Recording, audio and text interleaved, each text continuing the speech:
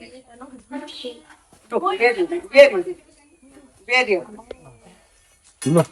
यहाँ चाहिँ तपाईँहरूले राम्रोसँग हेर्नु होला सर्प।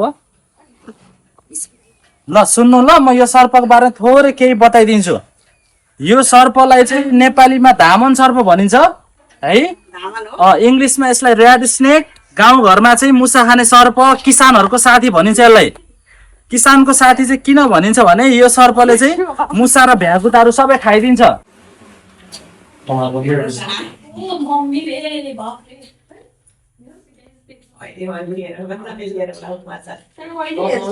ल एकैछिन हल्ला नगरिदिनु हजुरहरू। र साथीहरू तपाईँहरूले सर्प देखिसक्नु भएको छ, हामीले जुम गरेर देखायौँ। र यो चाहिँ यसरी बाथरुममा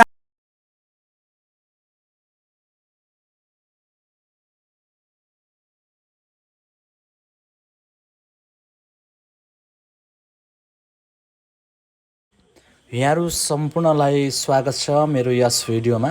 र यति बेला चाहिँ म मोरङको पथरीको यो जङ्गलमा रहेको छु र मलाई केही साथीहरूले चाहिँ कल गरिसके पछाडि, हाम्रै सर्प उद्धार गर्दा साथीहरूले चाहिँ कल गरिसके पछाडि म सर्प उद्धारको लागि मोरङको पथरी 5 नम्बर पौडेल चोक स्थित गइरहेको छु।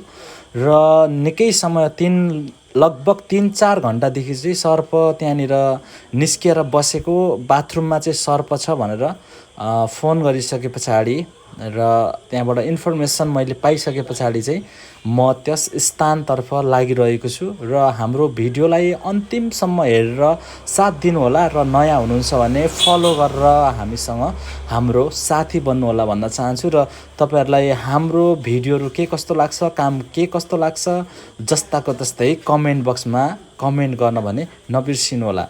र साथीहरू सबैजनाले विगत लामो समयदेखि हामीले सर्प उद्धार गरेर हिँडिरहेको छौँ, यस विषयमा सबैजनाले कमेन्ट गरिदिनु होला।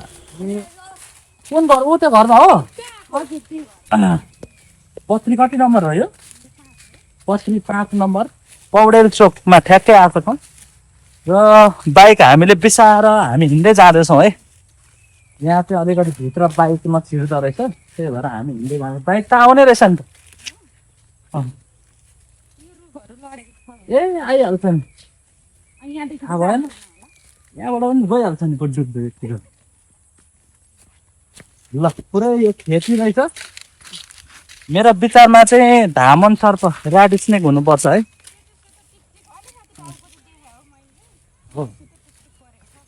र तपाईँहरूले देख्न सक्नुहुन्छ यहाँ यो यता आउने चाहिँ बाटो पनि थिएन होइन, बाइक यता पनि आइपुग्थेन र पनि बाइकलाई त्यहाँ बिसाएर